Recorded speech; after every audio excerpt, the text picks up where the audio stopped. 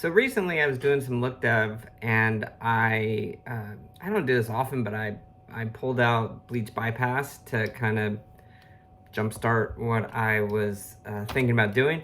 And this isn't the clip I was doing it on, but I pulled up the Croc one first, and I saw the settings, and it was a little too crushed. It was a little too blown out. It didn't quite give me the control that I was looking for without starting to add a bunch of nodes. And then I looked at the built-in Bleach Bypass, and it felt a little bit, I don't know, a little flat, but then a little contrasty, and I wasn't feeling super inspired by them. So I wanted to take what I liked from each of these and kind of reverse engineer it so I had my own control over it. So that is what I did, and that's what I'd like to show you.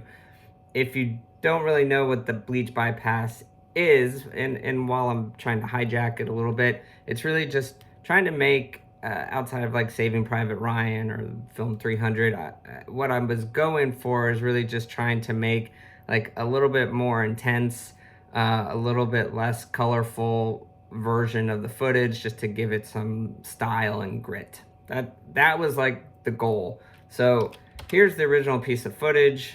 We'll also do it on a clip like this, just like very generically balanced footage. So to do this, the first thing you need to do, and I've already pre-done it, but we'll walk through it, is just go ahead and make a mono black and white version of your source. This we will get to. This is going to be our control variables, so we're going to adjust the gamma and the contrast in this to kind of dial up the effect. And all we really need to do is put this into hard light and comp it over the original, and you'll see that this will match the Croc Bleach Bypass by default. So I'm cycling between context 1 and 2. Ours is 1. The matchbox is 2, and we have a baseline of that effect already.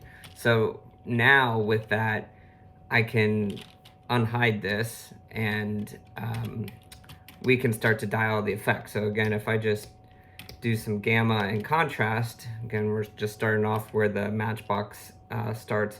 I can really start to wind this up, and I can blow it out as I need to. I can reduce the contrast, and I can start to get a little bit of a variable look on it that I don't think I was quite getting from the matchbox itself. So what I didn't like about the matchbox is this harshness. I'm now looking at the result view of that, and I've been able to kind of just wind it back a little bit, and just give me a little bit more creative flexibility in this case. I can do any slider, obviously, until it breaks or until I get what I want, but generally the gamma and contrast is where you want to spend most of your attention. Now, the matchbox from the base flame is a little bit different. So that has, you can see we're kind of close, but there are some details that I get from there. But what I didn't like about this one, we're now in the flame matchbox, is just, yeah, it was a little bit too contrasty, let's say, for me. So if I'm still trying to wind to compare to that one, maybe I ease up off my contrast a little bit. And yeah, like that's the flame matchbox, where I just don't like all this stuff being crushed. And now we've got a little bit more room to kind of explore. And then if I need to do any additional color correction, obviously I can just kind of keep moving down the chain and do whatever I need to if I need to keep pushing this look any further. But to just get to the base of what like the Bleach Bypass effect is doing, it really just takes this setup here. So let me just do it again. We'll switch to this other clip and just kind of build it. So again, just we have a black and white node. We have pipe in another color correct that's gonna kind of dial the effect. So that's gonna be our gamma and our contrast, or whatever kind of crushing we need to do. And when you hard light it, it's going to give you the base result of the bleach bypass. So again, with this set as our context 1, I'm just going to adjust the gamma and contrast until I get something that's a little bit like silvery and kind of giving me, you know, something to like jumpstart that may or may not contribute to like a look I'm trying to go for. So compared to the original, which will be context 2, we now have, you know, something that is a thing. Is it nothing? I don't know, but it's a thing, and it takes so little work.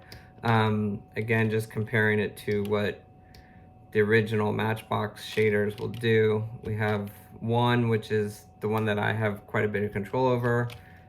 This is the Croc one, which does give you some control, but just kind of in the exposure range, and then the mix back to the original.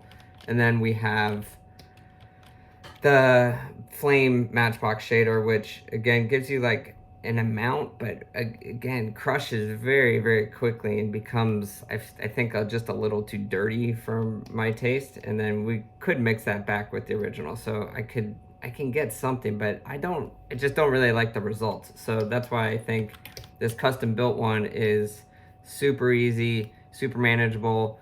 Again, something that I would just duplicate.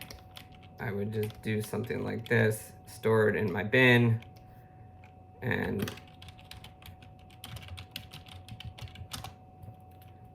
now anytime I need to call it up, here we have it. So I hope this helps, and again, let me know anything that you want discussed, and I'll be happy to attempt to make a video on it.